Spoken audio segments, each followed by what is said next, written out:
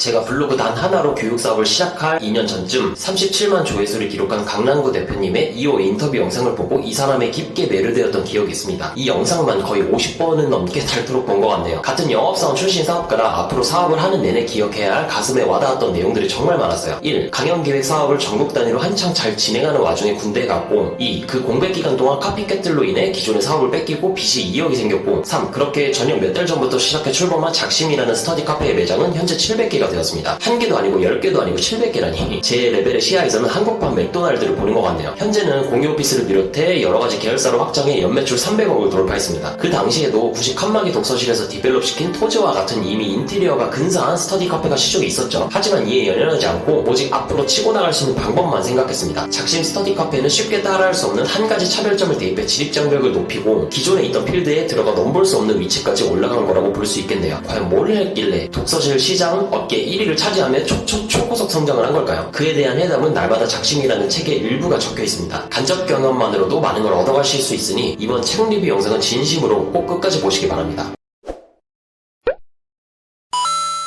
1번. 불가능을 가능하게 만드는 세일즈적 사고관. 사업을 하다 보면 정말 다양한 분야의 사업가들을 만나게 돼요. 저 또한 이제까지 300개가 훌쩍 넘는 각기 다른 업종의 대표님들과 이야기해본 경험이 있습니다. 신기하게도 그 중에서 영업사원 출신인 경우에 업계 상위 0.01%인 경우가 종종 있어요. 스카이, 아이비리그 등 좋은 학벌 출신도 아니고 금수저를 물고 태어난 것도 아닌데 왜 공통적으로 이런 현상이 나타나는 걸까요? 반복은 과학이라던데. 영업조직은 압도적 스펙이 있고 철저한 준비가 있어야 들어갈 수 있는 집단이 아니죠. 영업사원은 사실상 면접관 앞에서 대답만 제대로 하면 들어갈 수 있게 대부분 제로 베이스에서 시작합니다. 그래서 세일즈를 잘해본 사람들에게는 안 된다라는 생각을 1%라도 담지 않으려고 노력하는 걸 볼 수 있어요. 물론 이들도 사람이다 보니 불안이 온몸을 지배할 때는 안 되면 어쩌지? 라는 생각이 스쳐 지나가요. 하지만 좋을 게 1도 없는 걸 몸소 알게 드는 즉시 이 생각을 떨쳐내려고 하는 편입니다. 된다고 생각하고 길을 찾는 그 신념이 곧 문제에 봉착했을 때 해결할 수 있는 수단과 방법을 가리지 않는 정신 상태로 만들어줘요. 그래서 불가능을 가능하게 만듭니다. 강남구 대표님은 스터디 카페 가맹점을 펼치는 초창기에 A4 용지 10장을 가지고 50번의 과정 끝에 진행해보자는 건물주를 만나게 됩니다. 즉 명함 홈페이지도 없이 맨땅에 헤딩으로 무언가를 판매한 셈이죠. 완벽이라는 건 끝이 없습니다. 그러니 빠르게 실행하고 개선 보완해서 다음 실행을 해보는 게 불필요한 시간 낭비를 줄일 수 있는 비법이에요. 이 과정이 몇 번이고 반복되면 준비에만 목매는 완벽주의자들의 90% 이상을 제낄 수 있습니다. 비완벽주의, 이 말은 너무 중요하니까 꼭 기억하세요. 2번. 실패를 발판 삼아 점진적 디벨롭. 작심이라는 사업도 한 큐에 성공한 게 아니에요. 저자는 영업사원을 거쳐 무자본으로 시작해 청춘 콘서트와 같은 강연 기획업으로 발전했고 이 과정 중에 수차례 실패를 맛보았죠. 처음에는 성장 궤도까지 잘 올리나 싶었지만 진입장벽 자체가 없었기에 우후죽순으로 비즈니스를 카피해서 독립하기 시작했습니다. 그렇게 군대에 다녀오니 그 당시 나이로 감당하기 벅찬 빚만 2억이 생겼다고 합니다. 이를 통해 시스템으로 돌아갈 수 없는 사업은 애초에 건들지 않는다는 본인만의 사업 가치관이 생겼고 몸집이 커지더라도 계속해서 가벼운 구조를 유지할 수 있도록 몰두한다고 적혀있어요. 지금 하는 일은 사실상 억 단위가 있어도 카피할 수 없는 구조예요. 200억 가량의 시리즈 투자를 받고 순식간에 700개 매장을 런칭시켰습니다. 마케팅의 차원에서는 업장의 개수로 브랜드 인지도를 끌어올린과 동시에 인테리어, 상권 분석, 슈퍼바이저 등등의 창업 비용을 최저가로 낮춰놨죠. 또한 공부할 자리만 등록해도 국내에 있는 대부분의 인강을 무료로 들을 수 있는 소프트웨어를 도입시켰어요. 실패 경험은 극복하면 강력한 무기가 됩니다.